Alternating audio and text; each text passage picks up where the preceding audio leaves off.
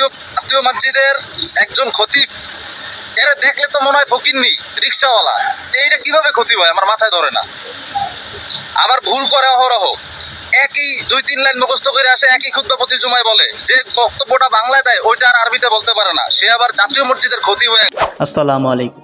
দেখতে তো পারলেন কিভাবে অকাট্য বিশ্রী ভাষায় গালিগালাজ করল, মাওলানা আব্দুল মালেক হাফিজাহুল্লাহকে গালিগালাজ করলো। কি কারণে? উনি বাইতুল মুকাররমের মসজিদে বলেছিলেন যে ঈদে মিলাদুন নবী কোরআন এবং হাদিসে কোথাও নাই। মুসলমানদের ঈদ হলো 2টা, ঈদে মিলাদুন নবী, ঈদ বলতে কোনো ঈদ নাই। এই কারণে তাকে অকাট্য ভাষায় গালিগালাজ করেছে। হুজুরকে বলেছেন যে বুইট্টা মৌলবী, নাউজুবিল্লাহ। তার পোশাক আশাক ভালো না, তার যোগ্যতা নাই, এলেম নাই, ভুল করে। এরকম একজন লোক কিভাবে বাইতুল মুকাররমের খতিব হয়? এরকম বিশ্রী ভাষায় গালিগালাজ করেছে। তো যে লোক অন্য আলেমকে গালি দিতে পারে, সে কিভাবে আশেকে রসুল হতে পারে? তারা আবার নিজেকে আশেকে রসুল দাবি করে। কোনো আলেমকে গালি দেওয়া, নবীকে গালি দেওয়া, আলেমরা নবীর ওয়ারিস। আমাকে যদি কেউ গালি দেয়, তাহলে আমাকে গালি দিলে আমার বাবাকে গালি দেওয়ার মতো হয়ে যায়। তো এই জিলাফিখোর, মিলাদ কিয়াম তারা করে, এই সমস্ত লোকেরা উঁচু মানের আলেমের ভুল ধরে, তাদের গালিগালাজ করে। ঈদে মিলাদুন নবী শরীয়তের কোথাও নাই, কিন্তু তারা জোর জবরদস্তি করে এটাকে শরীয়তের বিধানের মধ্যে রাখতে চায়, এটাকে জায়েজ করতে চায়। ঈদে মিলাদুন নবী হারাম, আর এটাকে তারা জায়েজ করতে চায়। তো তারা যখন পারে না, তখন গালিগালাজ করবে। আর চাপার জোর, তাদের অনেক চাপার জোর থাকে। তাদের যখন বিভিন্নভাবে ফুসলায় ফাসলায় পারতেছে না, তখন তাদের শেষ অস্ত্র থাকে গালি দিয়েই তারা পার পেয়ে যায়।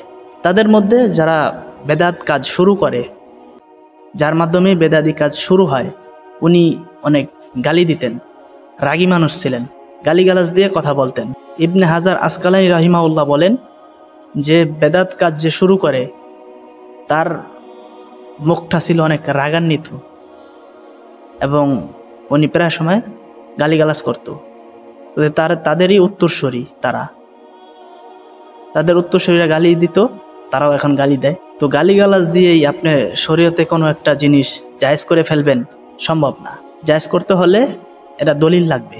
ঈদে মিলাদুন নবী সবসময় মনে রাখবেন, আম মানুষ যারা আছেন তারা মনে রাখবেন, তিনটা জিনিসই সবসময় মনে রাখবেন। হুজুর সাল্লাল্লাহু আলাইহি সাল্লামের জন্ম, এটার মধ্যে অনেক ইখতিলাফ আছে, কোন দিন উনি জন্ম নিয়েছেন এটা নিয়ে অনেক ইখতিলাফ আছে। এটা গেল। আরেকটা দেখবেন যে হুজুর সাল্লাল্লাহু আলাইহি সাল্লাম তার জীবদ্দশায় উনি নিজে তার জন্ম নিয়ে কোনো ঈদে মিলাদুন নবী করেছে কিনা, জশ্নে জুলুস, আনন্দ ফুর্তি, ডাকডোল নিয়ে একবারে মাইক বক্স নিয়ে রাস্তাঘাটে শোডাউন, মিছিল মিটিং, এটি করেছে কিনা, ঈদে মিলাদুন নবী এগুলো করেছে কিনা নবী সাল্লাল্লাহু আলাইহি সাল্লামের জীবনীতে, এটা দেখবেন। 3 নম্বরে আপনি দেখবেন রাসূল সাল্লাল্লাহু আলাইহি সাল্লামের 4 জন সিনিয়র সাহাবী, আবু বকর, ওমর ইবনুল খাত্তাব, ওসমান রাদিয়াল্লাহু আনহু, আলী রাদিয়াল্লাহু আনহু এবং সাহাবায়ে কেরাম। এই 4 জন সিনিয়র সাহাবায়ে কেরাম কি তাদের জীবনে পাওয়া যায় এই যে তারা ঈদে মিলাদুন নবী করেছে? পাওয়া যায় না। তো এটা আমি বিশ্লেষণ করে দেখব যে হুজুর সাল্লাল্লাহু আলাইহি সাল্লামের জন্ম নিয়ে অনেক ইখতিলাফ আছে। হুজুর সাল্লাল্লাহু আলাইহি সাল্লাম তার জীবনে তার জন্ম নিয়ে উনি কোনো জশ্নে জুলুস, আনন্দ ফুর্তি এগুলো করেনি এবং তার সাহাবায়ে কেরামরাও করেনি। 600 হিজরির পরে গিয়ে এই ঈদে মিলাদুন নবী বের হয়েছে। যারা ঈদে মিলাদুন নবী এটা শুরু করেছে, তাদের মুখের ভাষা অনেক খারাপ, এটা ইতিহাস প্রমাণিত। তো মাওলানা আব্দুল মালেক হাফিজাহুল্লাহকে যে গালি দিয়েছেন, সুন্নিয়তের একজন মাসুদ তার নাম, তাকে অবশ্যই ক্ষমা চাইতে হবে।